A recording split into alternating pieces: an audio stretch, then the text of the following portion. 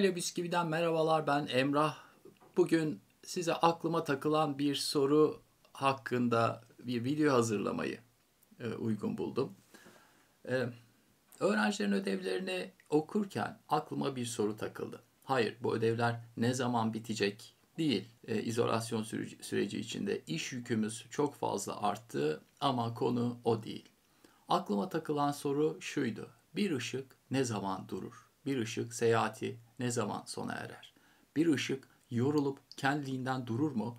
Bir ışık durdurulabilir mi? Bu soru aklımdan geçti sınav kağıtlarına bakarken. Çünkü bana uzay ve uzayla ilgili konular her zaman çok heyecan verici gelmiştir. Nedense kendimi hep o ait olduğumuz uzayın içerisinde algıladım, öyle düşündüm. Çocukluktan kalma bir alışkanlık. Canım sıkıldığı zamanlarda kendime bir uzay mekiğine binmiş ve dünyadan uzaklaşırken düşünürdüm ve öyle baktığım zaman her şey küçülürdü ve sonrası büyük bir sessizlik ve sonrası evrenin korkutucu, evrenin heyecan verici derinliği. İşte bu kadar bütün problemler. Kendimi de bu problemleri de hep bu büyüklük içerisinde düşündüm. Şimdi bazı insanlar tabii kendisini dev aynasında görürler. Öyle insanlar da var. Kısacık dünyayı hem kendilerine hem başkalarına zorlaştırırlar. Peki ya kendimizi aynada görmemizi sağlayan şeylerden bir tanesi olan ışık yok olursa? Aklıma takılan soru şu: Işık ne zaman durur? Işık ne zaman biter? Işık teorik olarak saniyede 300 bin kilometre hızla hareket eden bir şey. Saniyede 300 bin kilometre boşlukta yapılan hız. Ama uzay tamamen boşluktan ibaret olan bir şey değil. Uzayın içinde kozmik tozlar var ve uzay kozmik tozlarla dolu. Özellikle yıldızların etrafında bu kozmik tozların olmadığını öğrendik.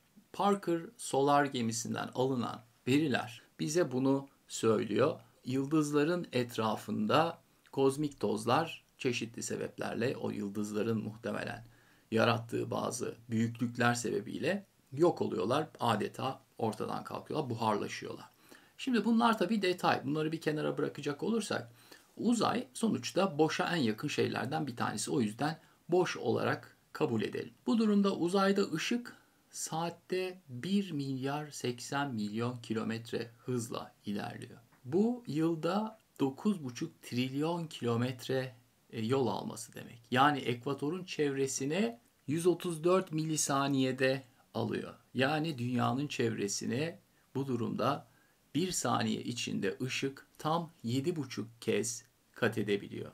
Aydan dünyaya ışığın gelmesi 1,3 saniye alıyor. Buna rağmen bizden tamı tamına 150 milyon kilometreye yakın bir mesafe uzaklıkta olan güneş ışınlarının dünyaya gelmesi 8,3 dakika alıyor. Bu birime astronomik birim adı veriliyor. Astronomical Unit veya AU olarak isimlendiriliyor ve uzayda geniş uzak mesafeleri ölçmek için kullanılan bir birim.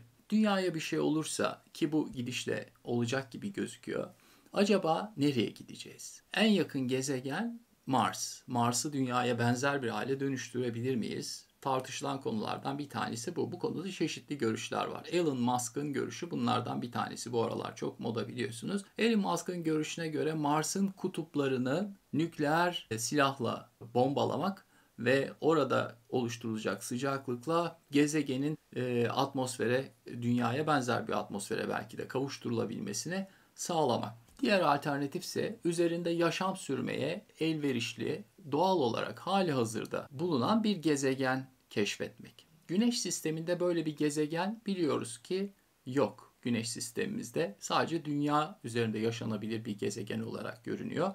Buna benzer bir atmosfer özelliğine sahip başka bir gezegen yok. Güneşten sonraki en yakın yıldıza gitmemiz gerekecek bu durumda.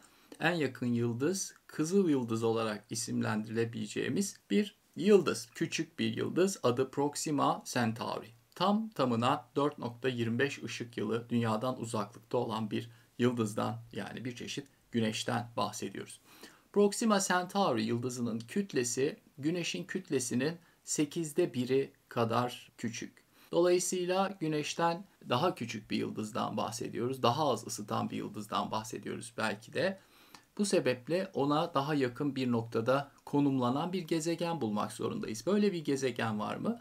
Böyle bir gezegen, buna benzer bir gezegen var. Bu gezegen çok Dünya ile aşağı yukarı yakın sıcaklıkta olmasa da eksi 32 derece civarında bir yüzey sıcaklığı bulunan bir gezegen. Fakat acaba çekim yasaları bizim kendi güneşine, kendi yıldızına o kadar yakın bir gezegende yaşamamıza olanak sağlar mı?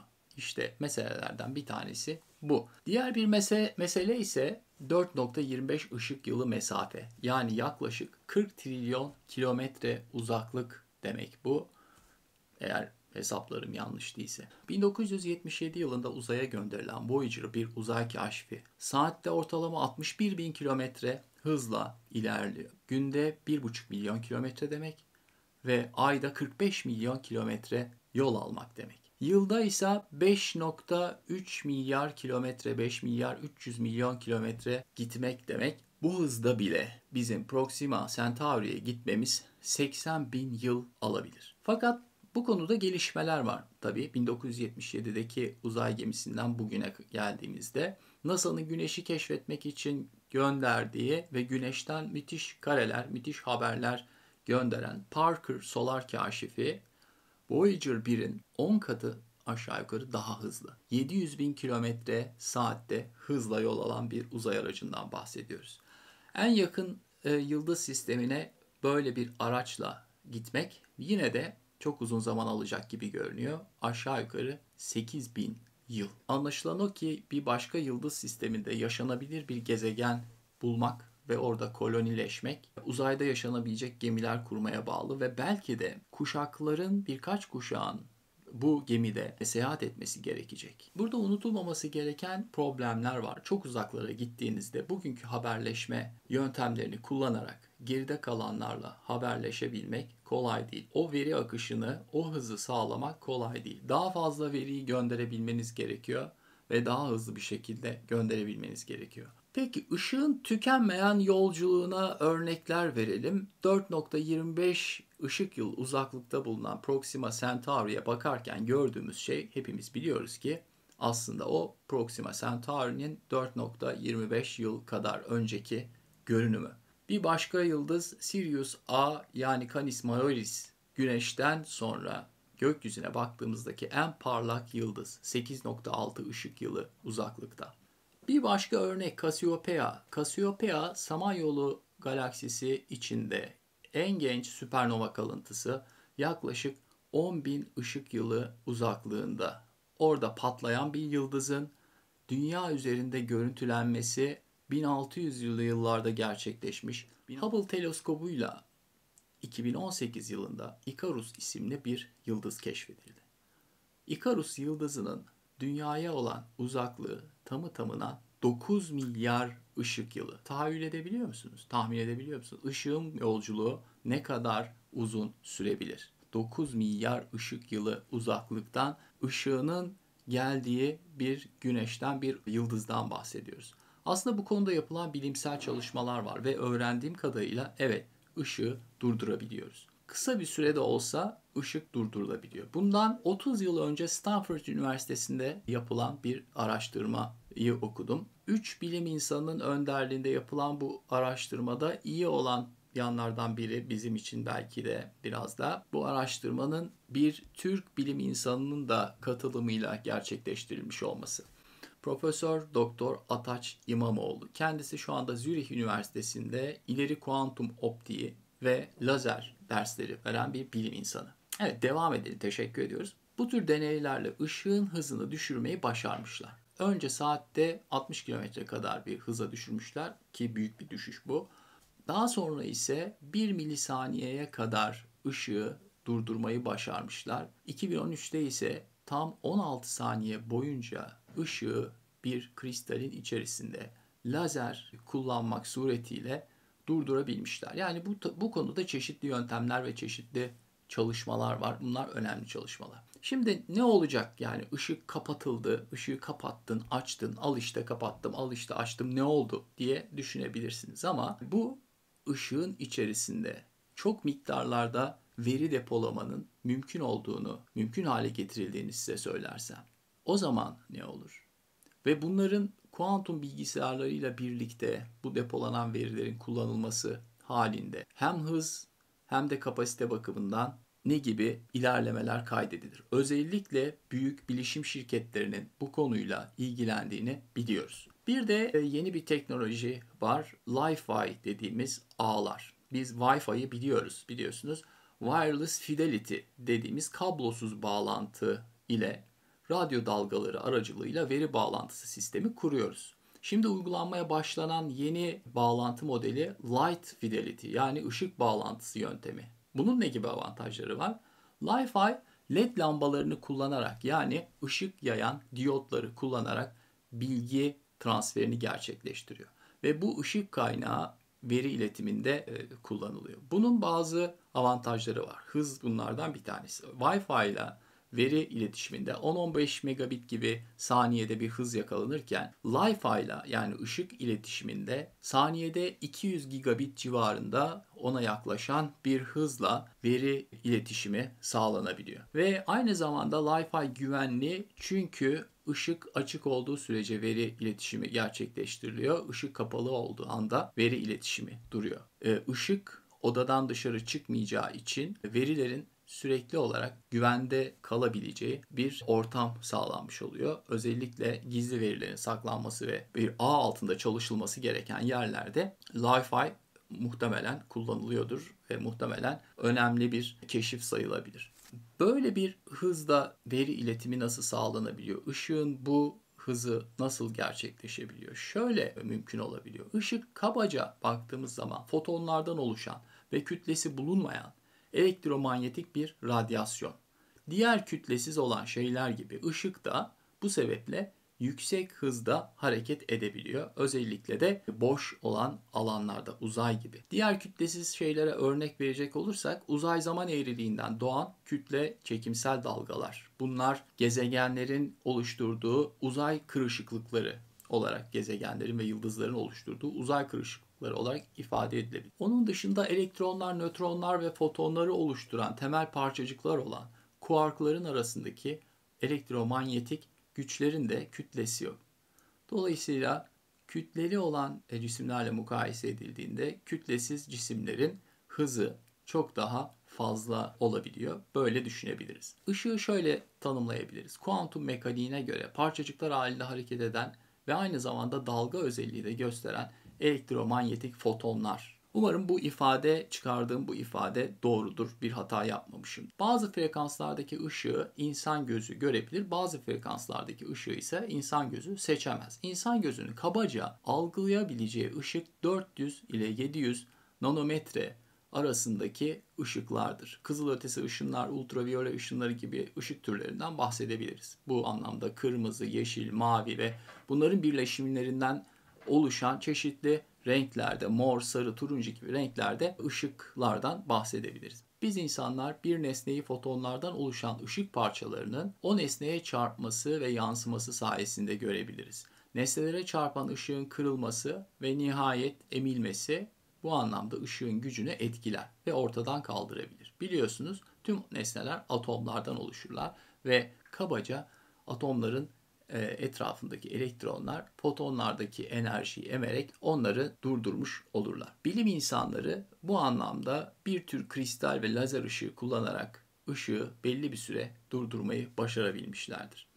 Evet, bugün merak ettiğim bir sorunun yanıtını aradım ve bunu sizinle paylaşmak istedim. Aynı zamanda bu video benim için önemli bir video. Çünkü bundan 21-22 yıl önce birlikte Milli Kütüphane'de çalıştığım sevgili rahmetli Korkut Okan Ozansoy'a bu videoyu armağan etmek istedim. Bugün Babalar Günü. Aramızdan ayrılalı onca zaman geçti. Seni çok zamansız kaybettik ve ben bunu çok geç öğrendim. Okan, buradan sana seslenmek ne kadar mümkün onu bilmiyorum ama onu tanıyanlar, Okan Ozansoy'u tanıyanlar biliyor ki benim hayatta tanıdığım, gördüğüm en mükemmel insanlardan bir tanesiydin.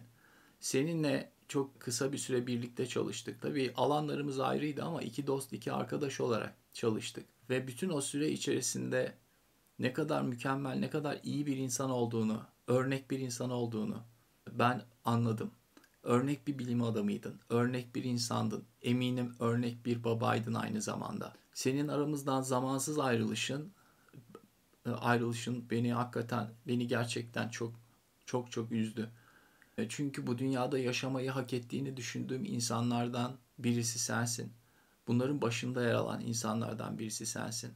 Bu videoyu ben bir hukuk hocası olarak değil, merak eden bir insan olarak, senin bir dostun olarak hazırladım. Çünkü o zamanlarda seninle birçok konuyu konuşurduk. Sen anlatırdın bu tür pozitif bilimlerle ilgili konuları.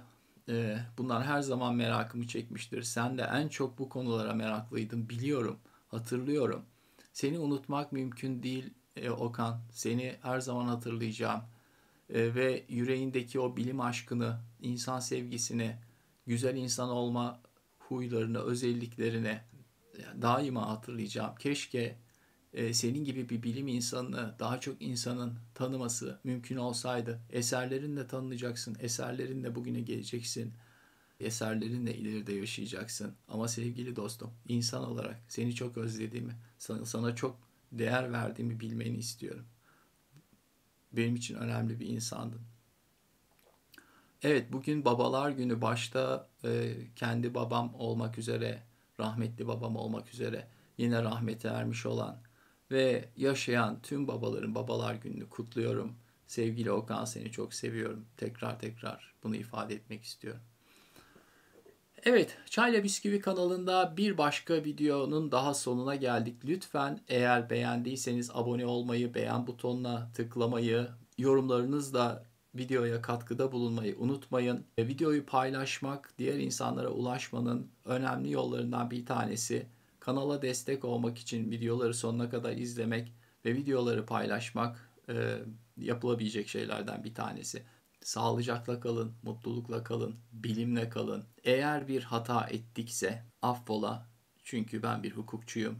Ben bir fizik mühendisi değilim. Ama herkesin bu merak içinde, bu araştırma sevgisi içerisinde, bu bilim aşkı içerisinde olmasını doğrusu ben arzu ederim. Sevgiler, sağlıcakla kalın. Görüşmek üzere.